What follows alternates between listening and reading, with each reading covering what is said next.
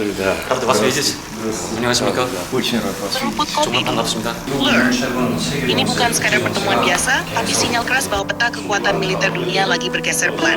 Tapi pasti, pada tanggal 26 April 2026, Andrei Belousov, Menteri Pertahanan Rusia, datang langsung ke Pyongyang dan bertemu dengan Kim Jong-un. Pertemuan ini bukan basa-basi diplomatik, tapi pembicaraan serius soal masa depan kerjasama militer antara dua negara yang sama-sama sedang berhadapan dengan tekanan Barat.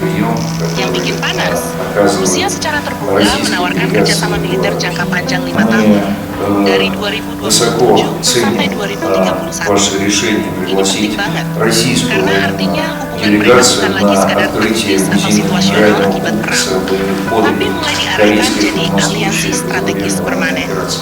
Kalau kita tarik garis besar, ini mirip pola lama era Perang Dingin, di mana blok-blok kekuatan mulai terbentuk lagi.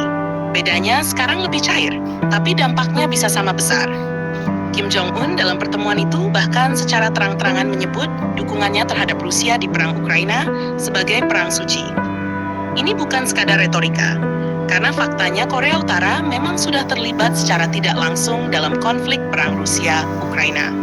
Dari berbagai laporan, Pyongyang telah mengirimkan amunisi artileri dalam jumlah besar, rudal balistik jarak pendek, bahkan ada indikasi pengiriman personel militer untuk membantu operasi Rusia di lapangan. Sebagai gantinya, Rusia tidak tinggal diam. Moskow memberikan bantuan yang sangat krusial, mulai dari teknologi militer, suplai energi, pangan, sampai potensi transfer teknologi yang lebih sensitif seperti sistem satelit atau bahkan komponen yang bisa mempercepat program nuklir Korea Utara. Nah, di sini mulai kelihatan kenapa ini disebut aliansi nuklir yang mematikan. Rusia adalah negara dengan salah satu arsenal nuklir terbesar di dunia. Sementara Korea Utara adalah negara yang agresif mengembangkan senjata nuklir dan rudal balistik. Kalau kerjasama mereka naik level, bukan tidak mungkin akan terjadi peningkatan signifikan pada kemampuan delivery sistem Korea Utara, baik itu akurasi, jangkauan, atau sistem peluncuran. Artinya apa? Ancaman regional di Asia Timur langsung naik level. Negara seperti Korea Selatan dan Jepang pasti akan merasa tekanan yang jauh lebih besar. Bahkan Amerika Serikat juga harus menghitung ulang strategi militernya di kawasan Indo-Pasifik. Yang menarik lagi, Belousov menyebut hubungan Rusia-Korea Utara saat ini berada di level yang belum pernah terjadi sebelumnya. Ini bukan kalimat diplomatik biasa. Ini sinyal bahwa kedua negara sudah sangat terbuka dalam kerjasama, bahkan di sektor yang sebelumnya dianggap sensitif. Belousov juga sempat menghadiri peresmian monumen untuk tentara Korea Utara yang gugur dalam konflik Ukraina. Ini simbolis banget. Artinya, keterlibatan Korea Utara bukan lagi rahasia atau isu abu-abu, sudah mulai diakui secara terbuka. Kalau kita lihat dari sisi strategi militer global, kerjasama ini saling menguntungkan. Rusia sedang butuh suplai amunisi dalam jumlah besar untuk mempertahankan intensitas perang. Korea Utara punya stok besar, karena selama ini mereka memang fokus pada produksi massal artileri. Sebaliknya, Korea Utara butuh teknologi canggih yang selama ini sulit mereka dapatkan karena sanksi internasional. Rusia bisa jadi pintu masuk. Ini simbiosis yang kuat, yang satu punya volume, yang satu punya teknologi. Pertanyaannya sekarang, apakah ini akan berkembang jadi aliansi militer resmi seperti NATO versi baru?